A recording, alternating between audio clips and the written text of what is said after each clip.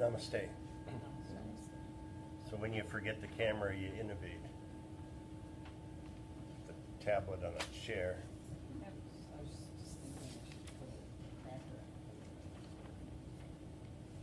Cracker. The little girls would take it. Yeah.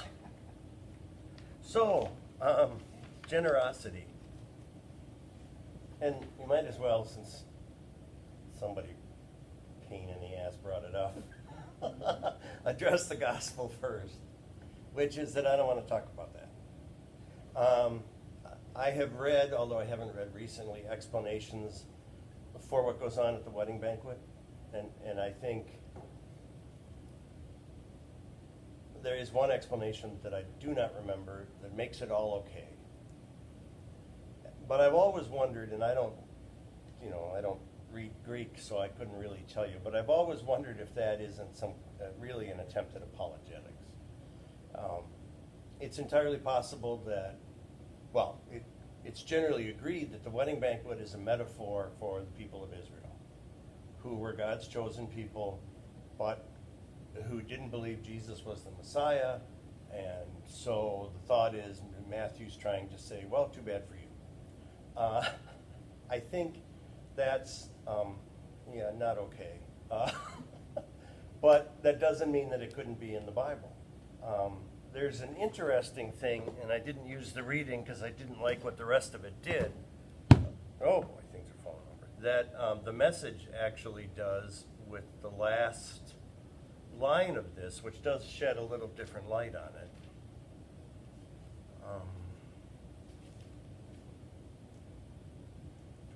24, 1, 2, 3, 4, 5, 6.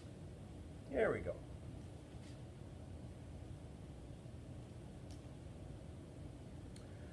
There it is. That's what I mean when I say many get invited, only a few make it.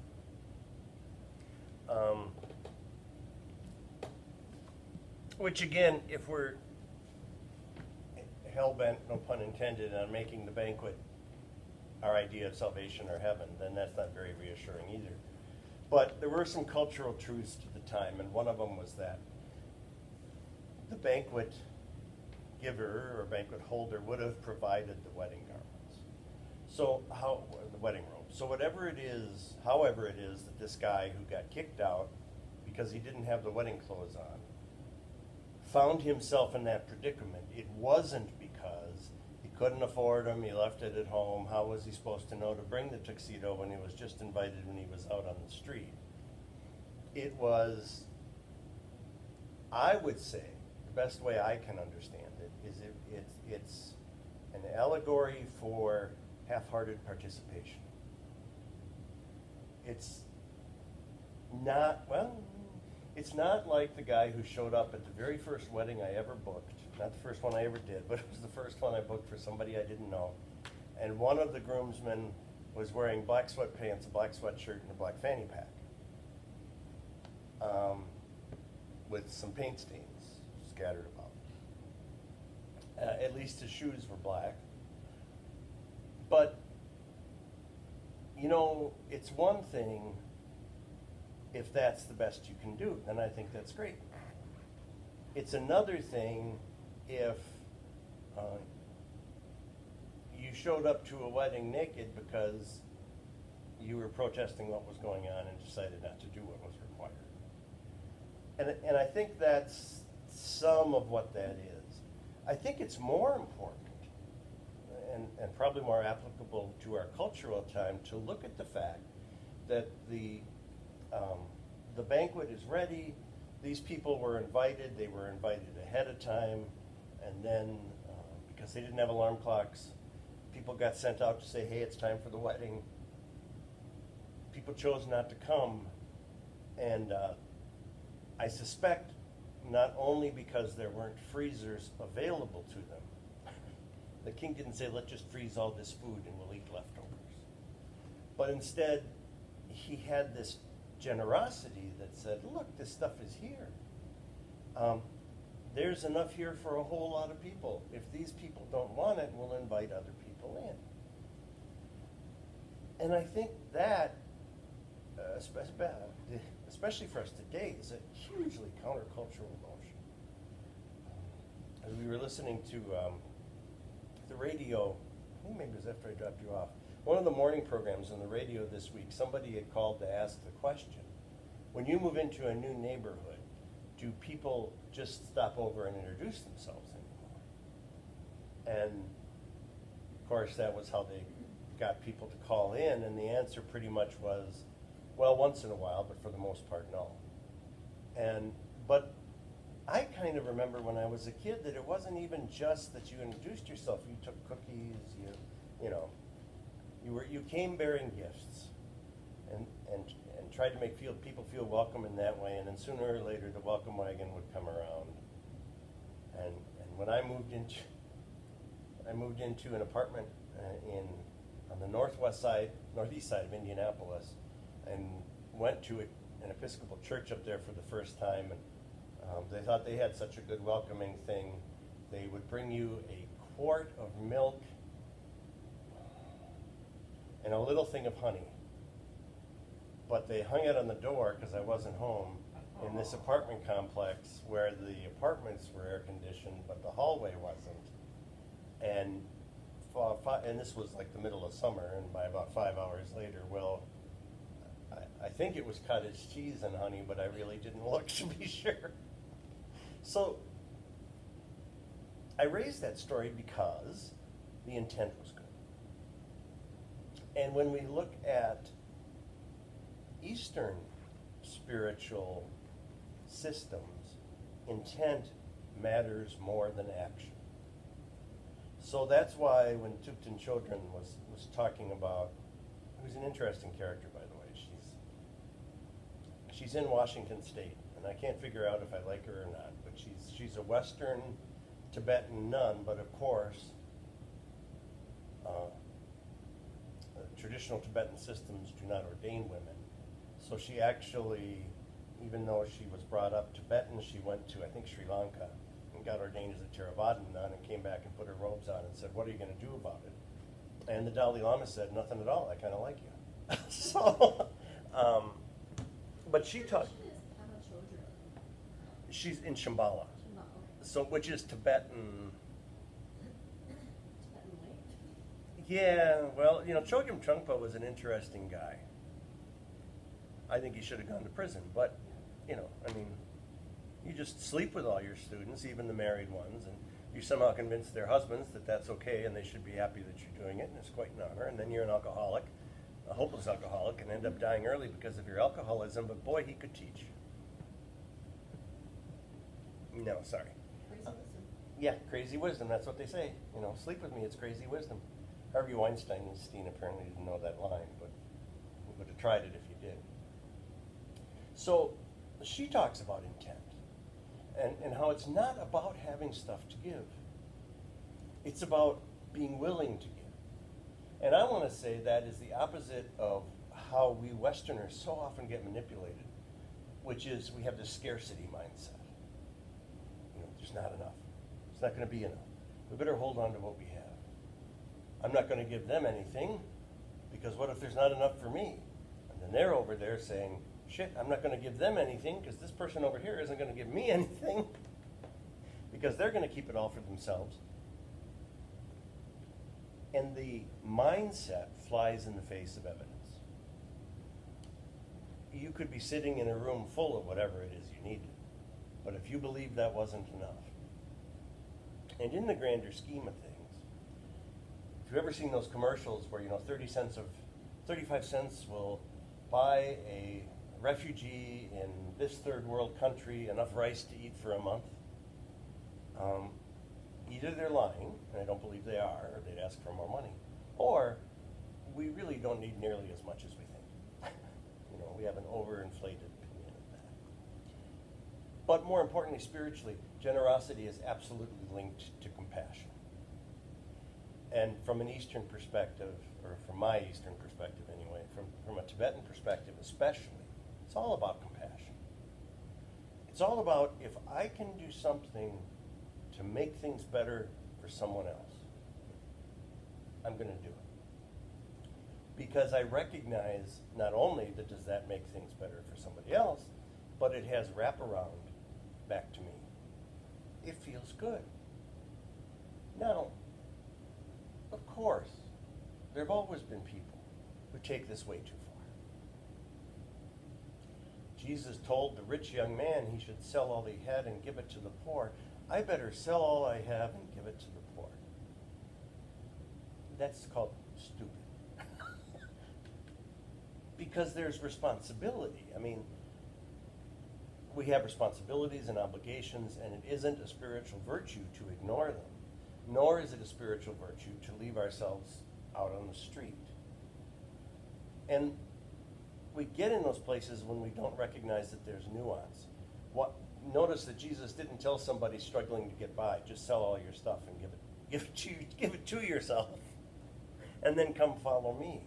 He was addressing where the rich young man was attached, and it was to his stuff. And if you're attached to your stuff, I want to say, among other things, you can't be generous, you can't be compassionate, you have a scarcity mentality, you're going to hoard stuff, somebody's going to open your garage after you die, and shit will just tumble out, packed to the ceiling because you've been hoarding that in there, because one day you might need that used roll of paper towels. And we've seen, even on TV, how that has become a prison. How the idea that I need to have enough and I can't share with anybody else becomes something that consumes us. And I have counseled people where I sat in their living rooms surrounded by stacks and stacks of stuff. Living in fear is never a full life. And one of the ways we counteract our fears is to do that thing. Probably it's better to start by doing it in a small way, but doing the thing we're afraid of and seeing what happens. Somebody was telling me, maybe it was here, they saw a video on YouTube of a 90-year-old Jewish woman having bacon for the first time. And she was an observant Jewish woman, so of course she'd never had bacon, and she finally, I guess, figured, well, hell, I'm old enough. I'm not going to die without ever having bacon. And so they filmed her, and she was in this little diner or restaurant or something, and she ate a piece, and she said, oh, that's pretty good. And then she looked around, and she said, nothing happened. It's like the lightning did not come down. But that's maybe a model of how to step into that generosity. It's maybe a way to say, okay, what can I do?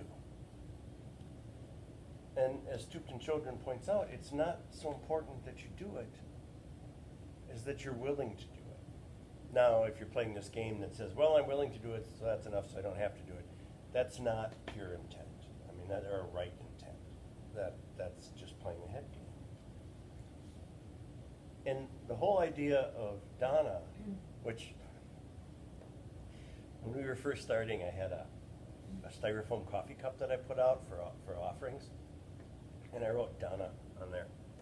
And one Sunday we must have been cleaning up, and somebody must have put that coffee cup back on the stack of styrofoam coffee cups. And then we had a weeknight meeting, for the meditation group at the time, and this woman came in, and she got herself some coffee, and she's sitting there drinking, and as she lifts the cup up, I notice it says Donna on it. And I thought, this is a no-win situation, because she's going to think some woman named Dana was drinking that cup.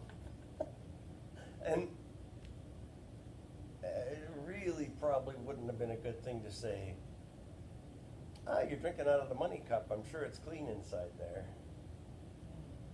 But now every time I hear Donna, I think of this poor woman who shall remain nameless, who still to this day doesn't know that's what she did, drinking from the Donna cup. Eastern cultures run completely on Donna. And it's an attitude we've taken here. It's why we don't pass a plate. The basket's back there.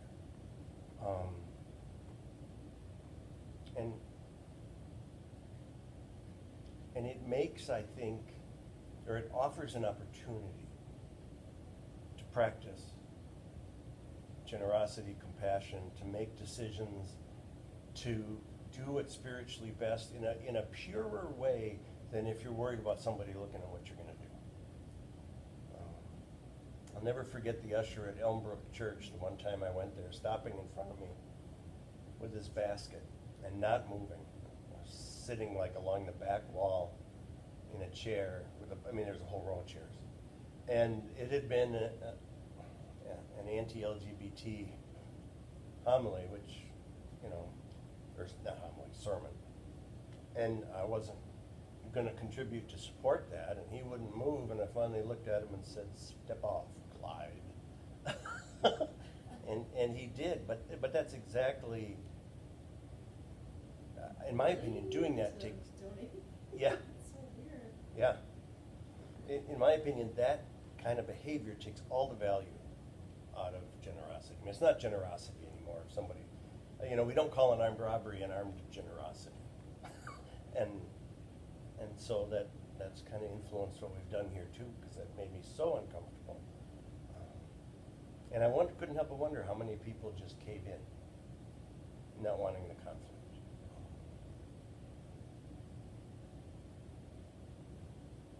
So if I play devil's advocate, on the other hand, there's the Salvation Army to consider.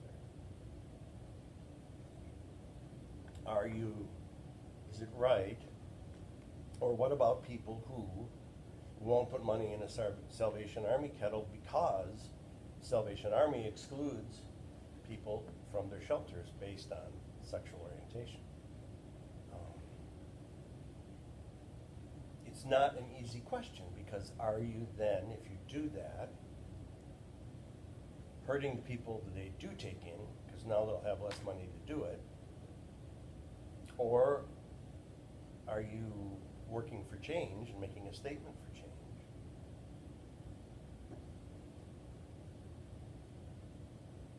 What do you think? And what about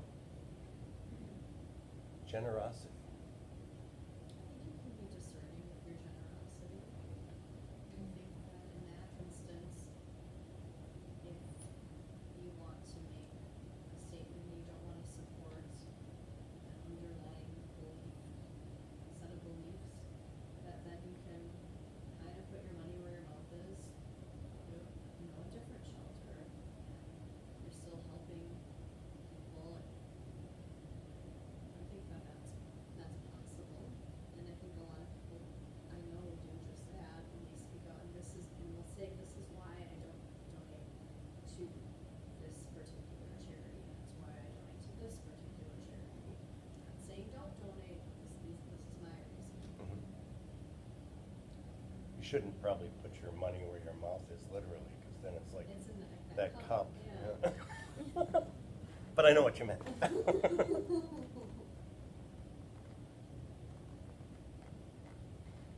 Do we get coerced into being generous in this culture, do you think?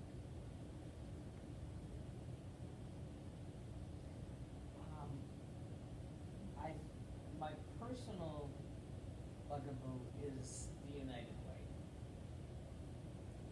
And I belong to a company that has all these things, to make sure that like, please, we want everybody to contribute to the United Way. I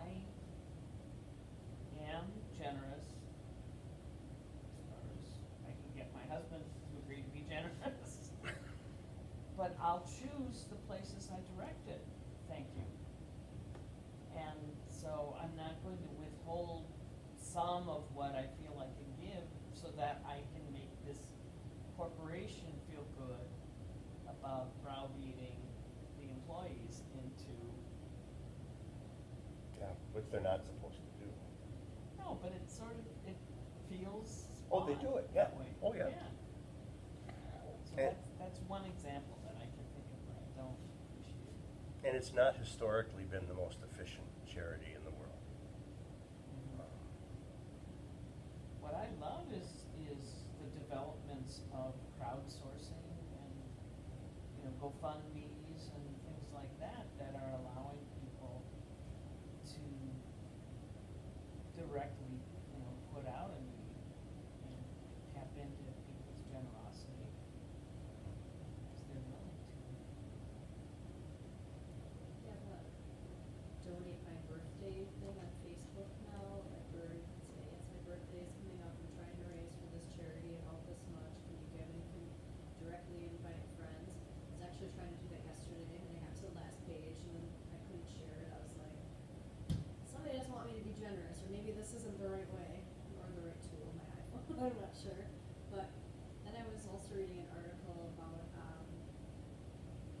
at this kind of like burnout because there's so many people asking and you can't, obviously you can't help everybody and you want to, which I think speaks to the and then, you know, pick and choose. I don't think that means, you know, don't use the tools that you have to try to raise a little money, but it is, I felt that burnout myself many times over. I'm like, okay, all these people are asking, all of these causes sound great, which ones do I choose?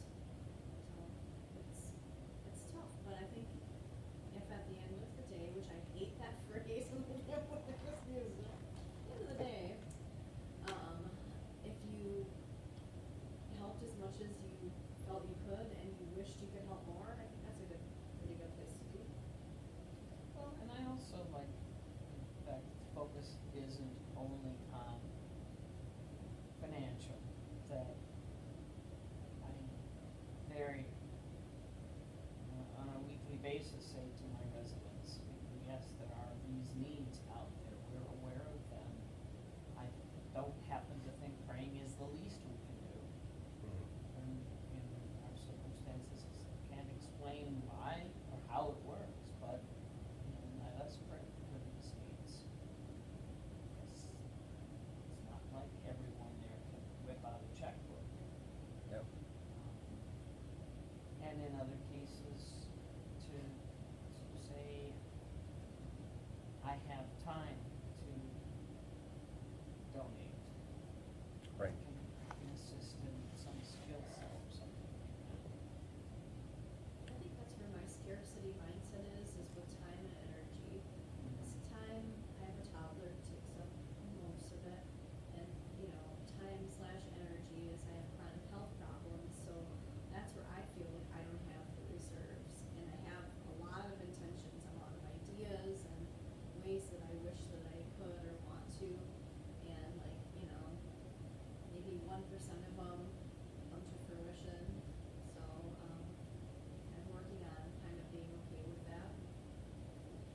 That's where I feel like I don't have enough, or I wanna do more, and it does feel like there's scarcity in those areas. That's where it's nice to say, to know that the intention is, Yeah. if I felt better, if I didn't have a toddler who really is, my priority right now and deserves this focus of energy. Well, and if you look at the Noble Eightfold Path, which we should talk about again sometime, but it's like right intent is part of it, but so is right action. And I think we have to ask ourselves, and for a lot of us, maybe even in this room, most of us, maybe all of us, we were pretty much, yeah, I think all of us, raised to this idea that there's no taking care of yourself. Just give. And you're tired, what? But right action says, part of right action is self-care.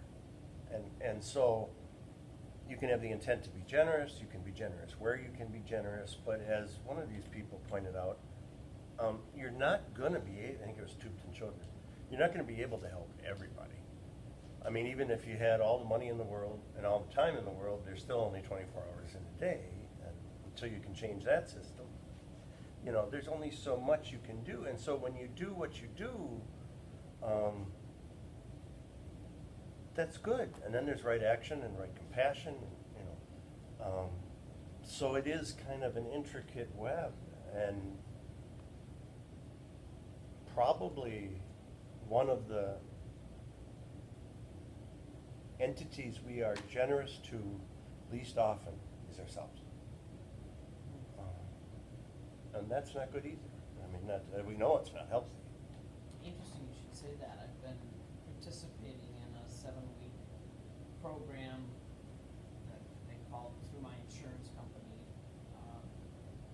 for helping, in this case, there's like several different tracks that they have for helping people make changes if they have chronic pain or diabetes. In this case, it's a caregiver track. And so therapist and a coach,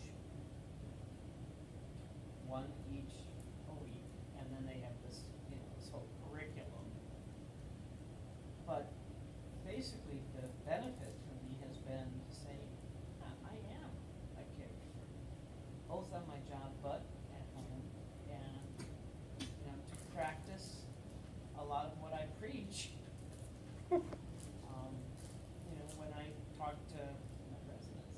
But today, the coach said, now, we have only about 5 more, between the two of us, 5 more sessions. So I want for discharge planning things, start to process what you will do with the 2 hours that you have set aside for the last 4 weeks for these conversations. Because if you've been able to carve out that time for these conversations as part of taking care of you, how can you keep, what can you put in that time that will continue to be for you? I was like, oh, what an interesting idea. Because otherwise, you just go back to filling those slots up with all the other stuff that wasn't necessarily part of self-care. Yep. So, Yep. you're absolutely. The conditioned stuff Mhm. that we really need to do for others, which is not generosity. If I'm doing this because somebody tells me I need to, well, it's not voluntary. It's not even my idea. Mhm. And so at best it's obligation. Mhm. And who doesn't have enough obligation? Quick raise your hand. Who needs to be obligated to even more things than they already are, and then they'll feel so much better.